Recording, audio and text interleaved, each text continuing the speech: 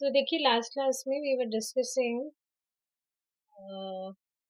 Not liking prasad कि आप देखेंगे हमने डिस्कस किया था कि कई बार हम प्रसाद प्रिपेयर करते हैं तो जरूरी नहीं है कि हमेशा वो परफेक्ट ही आए। कभी कभी कभी होता है कि कुछ इम्परफेक्शंस रह जाते हैं,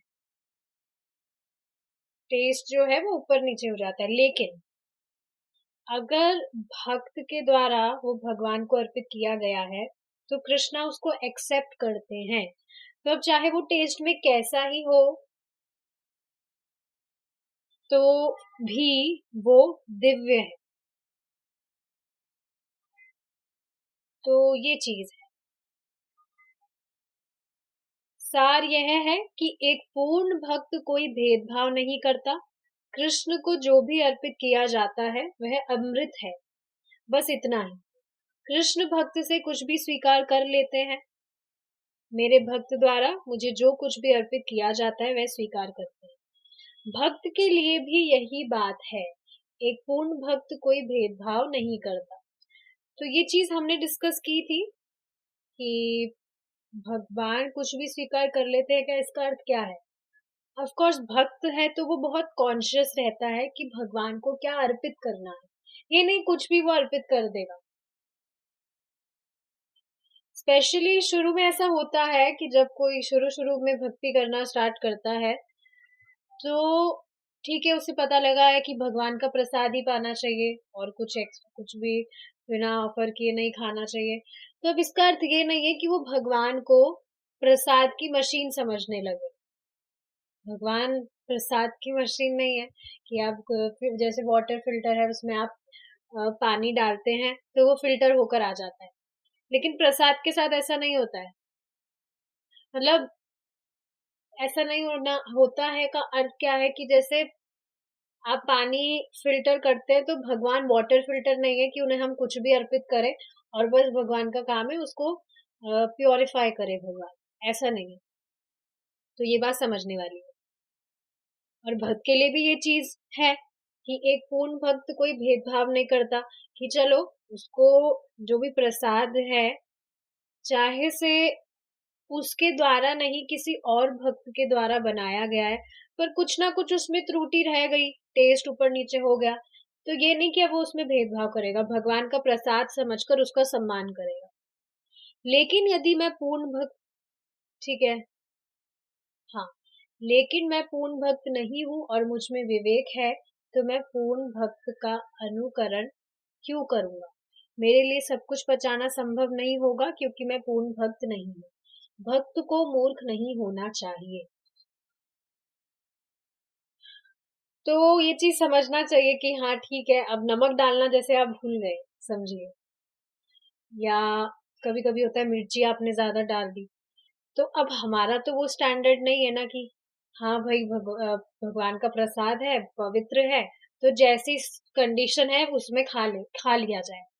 ऐसा नहीं होता है, कभी नमक कम रह जाता है तो हम ऊपर से ले लेते हैं या कुछ भी। बट इन दिनों में प्रैक्टिस तो कर रही हूँ कि जैसा भगवान को ऑफर किया है बिल्कुल सेम वैसा ही ऑनर किया जाए, चेंजेस ना हो।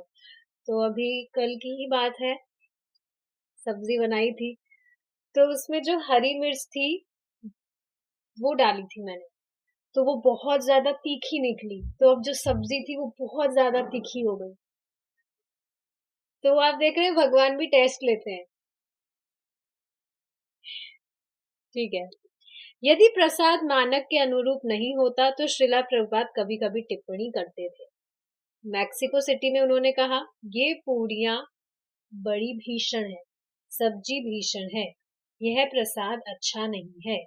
श्रीला प्रभुपाद की पूजा श्री भगवान की पूजा प्रथम श्रेणी की होनी चाहिए। आपको श्री भगवान की पूजा बहुत अच्छी तरह से करनी चाहिए।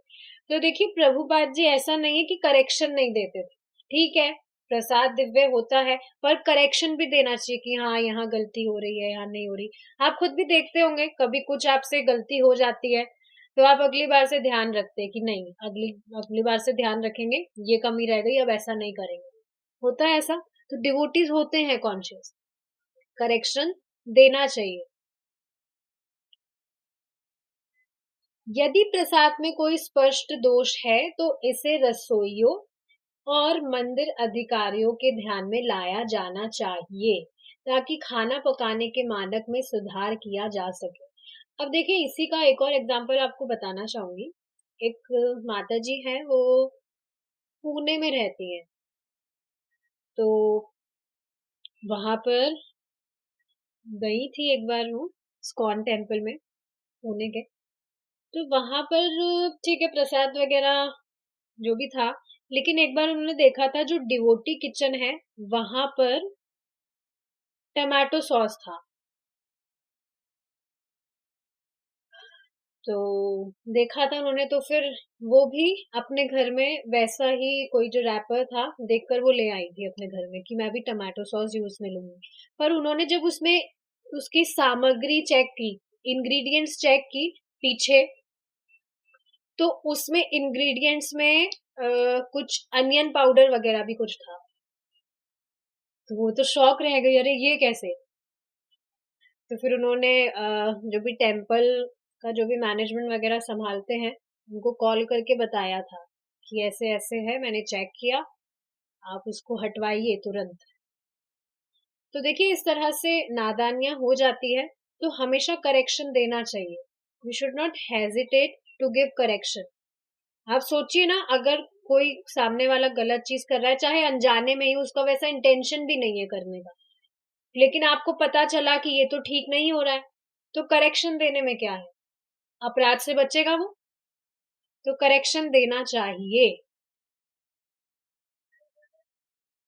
मैंने तो बाहर का कुछ भी जो होता है ना, रेडीमेड चीज, कुछ भी चीज होती है, उसको लाना ही बंद कर दिया, क्योंकि बाहर वालों का क्या ही भरोसा किया जाए। आप सोचिए ना, ठीक है, इंग्रेडिएंट्स वो लिख देते हैं ये है, पर किसको पता क्या डाला हो क्या नहीं डाला हो। So I prefer to cook it by myself only. घर में ही बनाना ठीक है। टमाटो सॉस भी घर में बनाया जा सकता है, क्या दिक्कत है, बना सकते हैं, ठीक है। तो करेक्शन हमेशा देना चाहिए। एक समय में थाली में प्रत्येक तैयारी का केवल थोड़ा सा हिस्सा परोसने की प्रणाली इस बात की संभावना को रोक देती है कि कोई व्यक्ति इतनी बड़ी मात्रा में ले जिसका वह सम्मान नहीं कर सकता या नहीं करना चाहता। तो ठीक है, ये हमने कल पॉइंट डिस्कस किया था कि जितना आवश्यक हो उतना ही हमें लेना चाहिए। ये नहीं बहुत सारा एक बार में ले लिया, फिर बाद में खाया नहीं जा रहा तो फिर वो वेस्ट जाए। तो इस चीज का ध्यान रखना चाहिए, ठीक है। नेक्स्ट अब हम पढ़ेंगे वॉशिंग के बारे में। भोजन करने से व्यक्ति दूषित हो जाता है और कोई भी अन्य कार्य करने से पहले तुरंत अपने हाथ, मुंह और पैर धोना चाहिए। मुंह को कम से कम 3 बार धोना चाहिए। श्रीला प्रभुपाद ने कहा कि सबसे अच्छी व्यवस्था यह है कि हर कोई अपनी थाली स्वयं धोए। यह नहीं कि उन्हें जमा कर दिया जाए और उन्हें धोने के लिए एक व्यक्ति को नियुक्त किया जाए। स्पेशली देखिए, ये टेम्पल्स की बात हो रही है। व्यंजनों के लिए सबसे अच्छी बात यह है कि जो कोई भी प्रसाद खा रहा है उसे अपनी थाली धो लेनी चाहिए। नहीं तो एक आदमी को इतने सारे व्यंजन बनाने पड़ते हैं, इसलिए मेहमानों को भी अपने बर्तन धोने चाहिए। मंदिर में यही व्यवस्था है, ऐसा करने के लिए एक आदमी को मत छोड़ो। तो अब देखिए, घर में तो जो माता जी हैं उनको सब कुछ संभालना होता है, तो ये चीज फॉलो की जा सकती है। मतलब बेसिकली इसमें समझा क्या जा रहा है, समझाया क्या जा रहा है, प्रभु जी ने भी एक बार ये चीज बताई थी क्लास में कि ऐसा नहीं होना चाहिए कि घर में कुछ भी काम है, इनफैक्ट जो हाउस वाइफ के भी कुछ काम होते हैं, जैसे फॉर एग्जांपल किचन के ही है, तो ऐसा नहीं सोचना चाहिए जो घर के प्रभु जी होते हैं कि ये घर की गृहिणी है, इसको ही घर संभालना है, मैं तो कुछ भी नहीं करूंगा। ये दिमाग में नहीं होना चाहिए, क्योंकि सब कुछ तो भगवान की सेवा में ही तो हो रहा है। अगर घर में कुछ सब्जी वगैरह भी कट रही है, कुछ भी A to Z कुछ भी काम हो रहा है, तो वो भगवान के लिए तो हो रहा है। तो हमेशा ये नम्र स्वभाव रखना चाहिए। Prabhu ji can also help sometimes to Mata ji, और होता ही है ऐसा, आजकल तो सब करते हैं। पहले का मुझे पता नहीं है, आजकल देखा जाता है। इनफैक्ट जो डिवोटीज भी नहीं होते हैं, वो भी प्राय प्राय घर में करा देते हैं हेल्प, जो भी होता है। तो इससे ये बात समझ आ रही है कि जो भी सेवा होती है घर में, स्पेशली डिवोटीज की बात हो रही है, सब कुछ भगवान भगवान के लिए तो होता है, भगवान की सेवा में होता है। तो इसलिए यहाँ कोई भेदभाव नहीं होता है, भगवान सेंटर में है तो किया जा सकता है। ठीक है। न तो खाने और ना ही खाना पकाने के बर्तनों को कभी शौचालय कक्ष में धोना चाहिए, बल्कि उन्हें कहीं और ले जाना चाहिए। बाथरूम में तो कभी भी नहीं धोने चाहिए बर्तन वगैरह।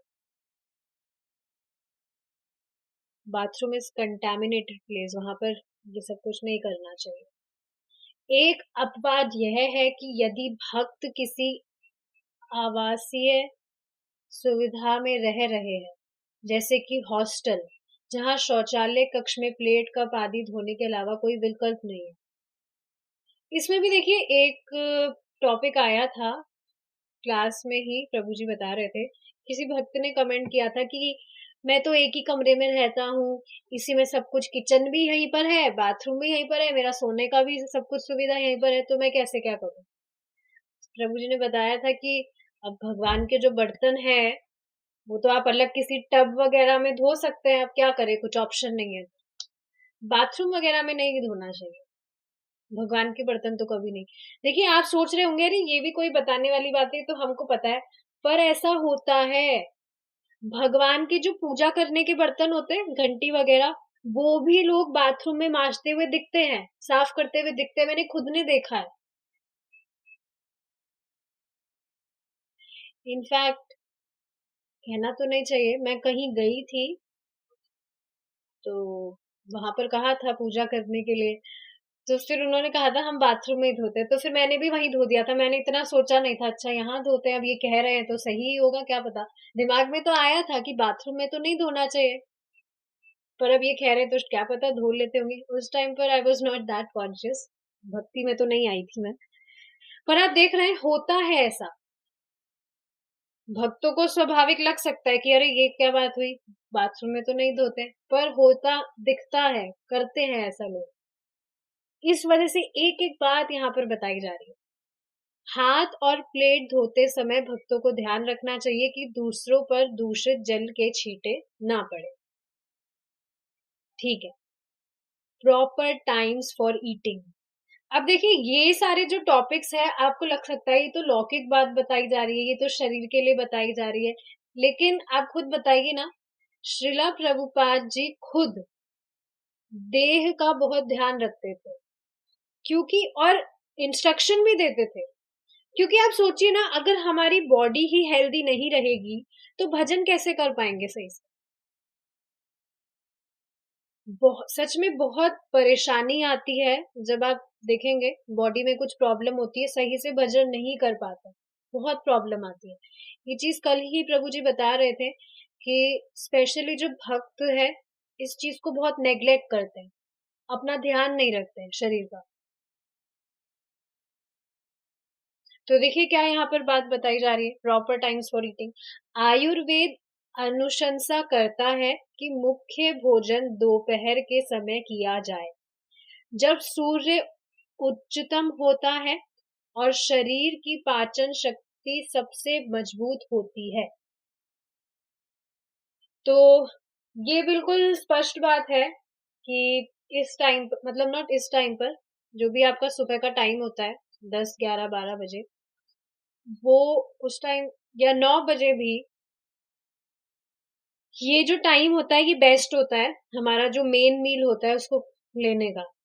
जो भी आप दोपहर का खाना खाते हैं, या 1, 2 बजे भी अच्छा समय है, लिया जा सकता है। क्यों? क्योंकि शरीर की पाचन शक्ति सबसे मजबूत होती है। सुबह-सुबह या देर रात भरी भोजन करना स्वास्थ्य के लिए हानिकारक होता है। प्रभु जी भी आप देखेंगे ये सारी बातें बताते हैं। आप देखेंगे इस चीज पर, देखिए मैं विचार कर रही थी आज सुबह भी, मेरी रेवती माता जी से बात हुई थी, तो माता जी बता रही थी कि प्रभु जी बहुत ज्यादा एनर्जेटिक है, और ये बिल्कुल स्पष्ट है, आप खुद देखिए ना। क्यों? क्योंकि सारी चीजें फॉलो करते हैं। अब आप देख रहे हैं, आपको लग रही होगी लौकिक बातें, बट नहीं। जब आपके बॉडी में एनर्जी होगी तभी तो अच्छी तरह से आप भजन कर पाएंगे।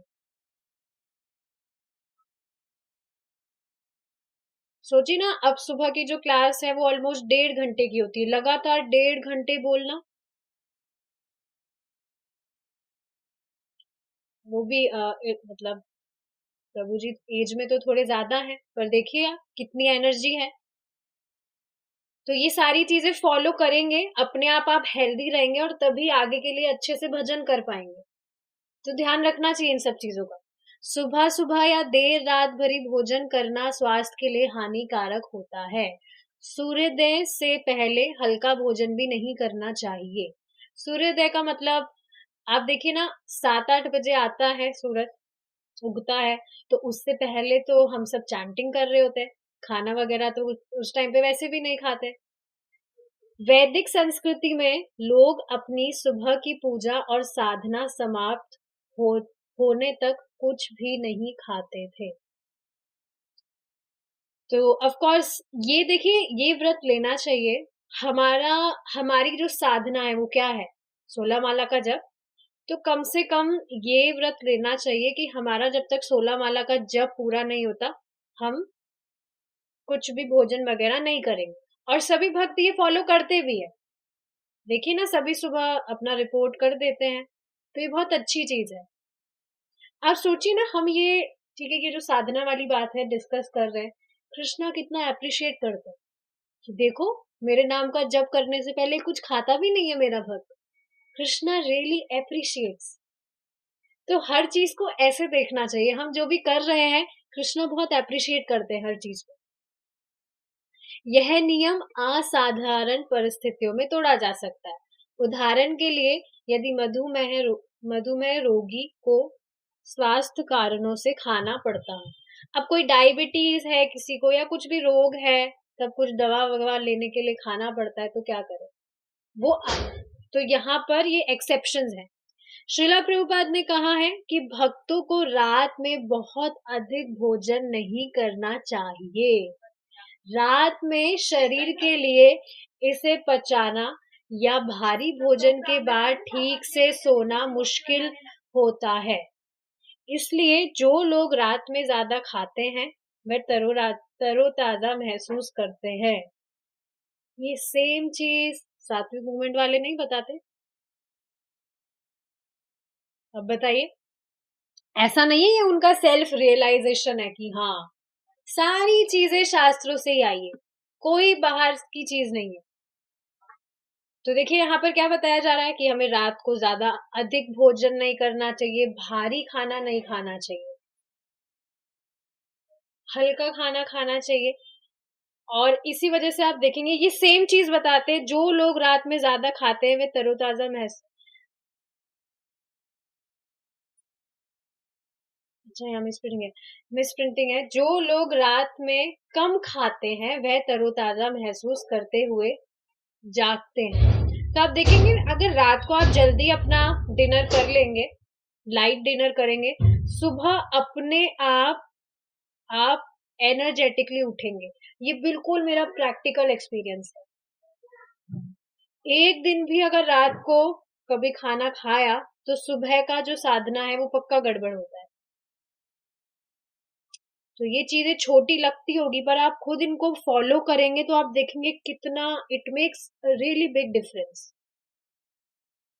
परंपरागत रूप से भारत में साधु सूर्यास्त के बाद भोजन नहीं करते हैं, या वे रात में केवल 1 कप दूध लेते हैं। हालांकि श्रीला प्रभुपाद ने माना कि यह हर किसी के लिए संभव नहीं हो सकता है, और उन्होंने इस बात पर जोर नहीं दिया कि भक्त रात में भोजन ना करे। अब हर किसी के लिए तो संभव नहीं है कि एक टाइम ही खाना खा के रह जाए, एक दो शाम को खाना ना खाए। तो प्रभुपाद जी ने इस पर जोर भी नहीं दिया। आप देखेंगे प्रभुपाद जी ने इतनी ज्यादा स्ट्रिक्टनेस नहीं की है चीजों में, बहुत इजी बना दिया है सारी चीजों को भक्तों के लिए, ताकि बहुत आसानी से सब कुछ फॉलो कर सके।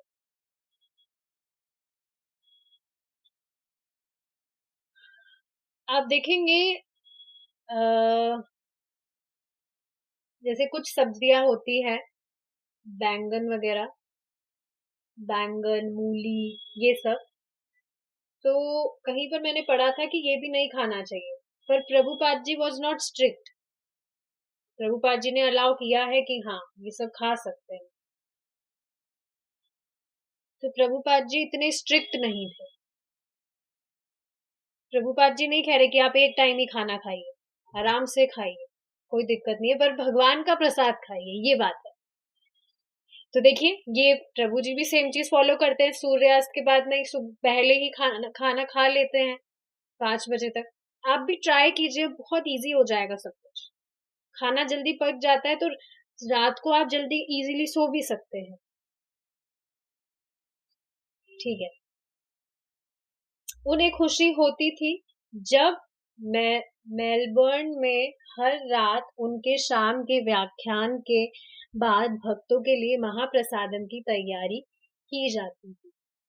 श्रीला प्रभुपाद ने यह भी लिखा, यदि दिन में आप प्रसाद नहीं ले सकते तो रात में ले सकते हैं। मतलब रात में लेट भी ले सकते हैं, ऐसा कुछ है। आप देखेंगे जो आंध्र प्रभु थे, वो एक टाइम चावल खाते थे रात को, only once in a day. तो ये एक्सेप्शन है, आप पूरे दिन आप नहीं खा रहे तो रात को एक टाइम खा लीजिए, पर ऐसा तो हम करते ही नहीं है। तो बेटर दोनों टाइम खाया जाए, नियमित रूप से खाया जाए। वास्तव में एक भक्त दिन में या रात में केवल एक बार ही इसका सेवन कर सकता है। ठीक है, ये पत्र है श्री गोविंदा, 6 दिसंबर 1972। जहां तक संभव हो भक्तों को हर दिन एक ही समय पर भोजन करना चाहिए, क्योंकि यह शरीर को निश्चित समय पर पाचन के लिए तैयार करने के लिए प्रशिक्षित करता है। भोजन के बीच नाश्ता करने से न केवल पाचन बाधित होता है, बल्कि यह मन को लगातार प्रलोभन में डालता है और इस प्रकार इंद्रिय नियंत्रण को नष्ट कर देता है। देखिए ये सारी जो बातें बताई जा रही है, ये एकदम प्रैक्टिकल चीजें हैं। आप किसी भी टाइम पर अगर भोजन खाएंगे तो बहुत अस्त व्यस्त हो जाता है, बार बार में खाएंगे तो आप देखेंगे, ये चीज तो हमें पता है कि हमारी जो जीभ है वो बहुत वॉरेशियस है।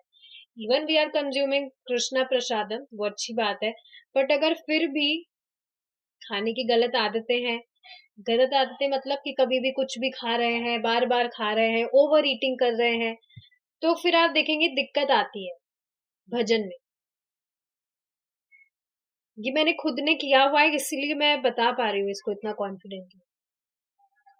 हालांकि यदि महाप्रसाद दिया जाता है, विशेषकर दूर स्थान से, तो व्यक्ति को समय या स्थान का विचार किए बिना तुरंत इसका सम्मान करना चाहिए। व्यक्ति को भगवान का महाप्रसाद प्राप्त होते ही तुरंत खाना चाहिए, भले ही वह सूखा हुआ, बासी या दूर देश से लाया गया हो।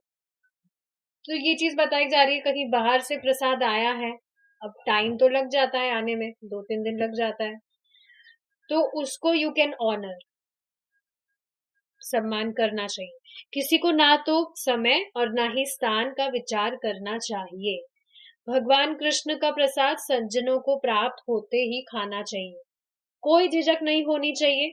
समय और स्थान से संबंधित कोई नियामक सिद्धांत नहीं है, यह भगवान का आदेश है।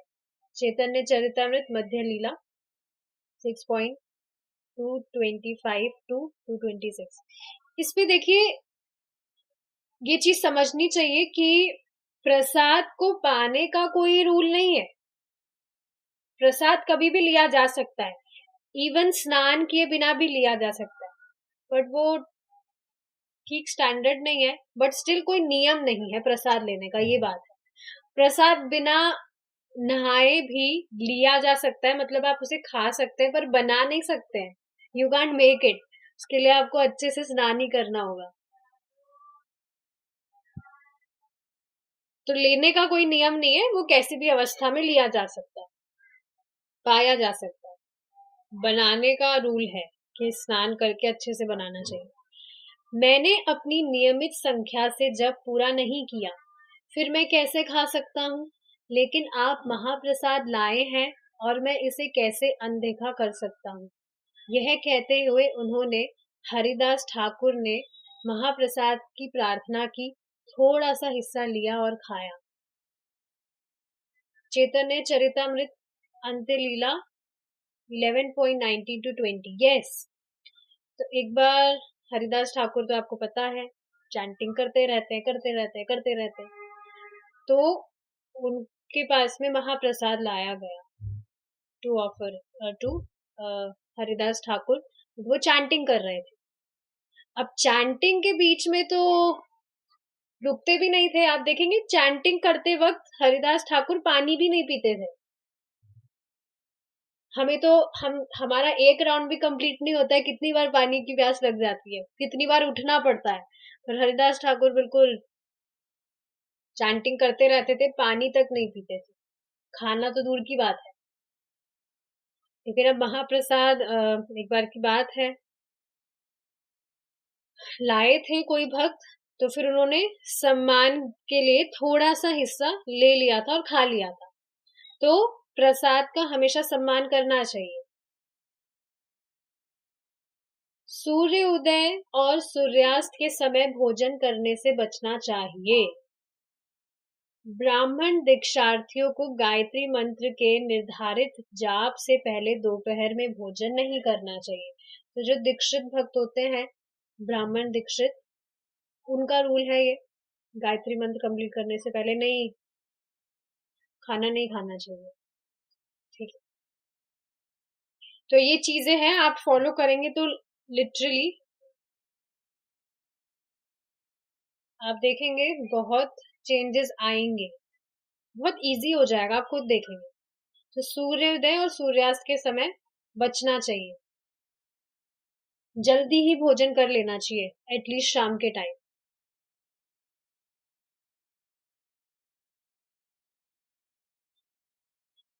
जब तक भोजन पच ना जाए तब तक दोबारा भोजन नहीं करना चाहिए। इसका मतलब है कि हल्के भोजन के बाद कम से कम 3 घंटे और भारी भोजन के बाद 5 घंटे इंतजार करना चाहिए। न ही खाना खाने के तुरंत बाद पानी पीना चाहिए, इससे पाचन अग्नि शांत हो जाती है। समझना चाहिए, हम जब खाना खा रहे होते हैं तो जो पाचन अग्नि है वो आप देखेंगे इस टाइम पर, दिन के टाइम पर वो ज्यादा होती है, मतलब इस वजह से इस टाइम पर आप इजीली जो भी ग्रेन मील लेते हैं वो इजीली डाइजेस्टेबल होता है। लेकिन अब आप उसमें पानी पिएंगे तो वो तो अग्नि शांत हो जाती है, जठर अग्नि जिसे कहते हैं। तो पानी नहीं पीना चाहिए। कोई भी तरल पदार्थ पीने से पहले कम से कम 1 घंटा, अधिमानतः 2, इंतजार करना चाहिए। ठीक है, अब पानी के भी कुछ रूल्स हैं। शास्त्र कहता है कि पानी लेने से पहले उसे भी अर्पित किया जाना चाहिए। आई होप सभी भक्त ऑफर करते हैं पानी। माता जी आप ऑफर करते हैं? वेरी नाइस, करना चाहिए, करना चाहिए ऑफर। आप अगर अलग से भी नहीं, अलग से क्या, वैसे तो आप हमेशा ग्लास भर के उसको कवर करके भगवान के पास हमेशा रख सकते हैं पानी को। इसके अलावा जब आप खाना ऑफर करते हैं तब उसके साथ में भी आप पानी ऑफर कर सकते हैं। ठीक है, और बाद में उसको आप, आपका जो भी मटका वगैरह है उसमें मिक्स कर सकते हैं, ताकि सब पूरा प्रसादम जल हो जाता है, फिर उसको लेते रहिए। भक्त श्री भगवान को चढ़ाए गए जल का सम्मान कर सकते हैं। अन्यथा वे मानसिक रूप से अपने स्वयं के उपभोग के लिए पानी की पेशकश कर सकते हैं या बस याद रख सकते हैं कि कृष्ण पानी का स्वाद है। मानसिक रूप से इसी पर देखिए, प्रभु जी बता रहे थे एक दिन, आप देखेंगे हमारा जो बॉडी है वो 70% वाटर है, 70% पानी है, पानी से बना है ये शरीर 70%। सोचिए हम जब पानी पी रहे हैं, प्रसादम जल, सोचिए कितना हमारे चित्त में परिवर्तन आएगा सिर्फ प्रसादम जल पीने से।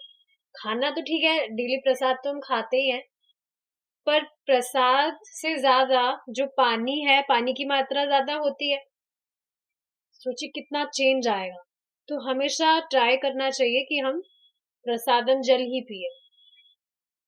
बहुत अच्छी बात है। मानसिक रूप से अपने स्वयं, ठीक है ये, हाँ, याद रखें कि कृष्ण पानी का स्वाद है। यदि पानी में मक्खी या धूल पड़ जाए तो पानी दूषित हो जाता है, ऐसे पानी को फेंक देना चाहिए। हालांकि महाप्रसाद का पानी हमेशा पवित्र होता है, लेकिन उसमें मिलने वाली धूल या कीटाणु पवित्र नहीं होते हैं। इसलिए पानी के बर्तनों को हमेशा ढक कर रखना चाहिए।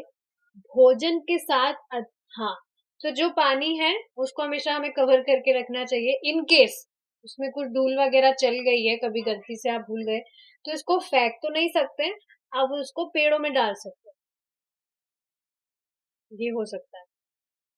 भोजन के साथ अधिक पानी नहीं पीना चाहिए, इससे पाचन अग्नि कम होती है, ये अभी हमने डिस्कस किया है। तो ठीक है, ये कुछ चीजें हैं जो हम डेली फॉलो करने का ट्राई करेंगे। आज इसे ट्राई करिएगा माता जी, आज जल्दी खाना खाइएगा आप, और आप खुद देखेंगे जल्दी सो भी पाएंगे और सुबह के टाइम इजीली जल्दी उठ भी पाएंगे।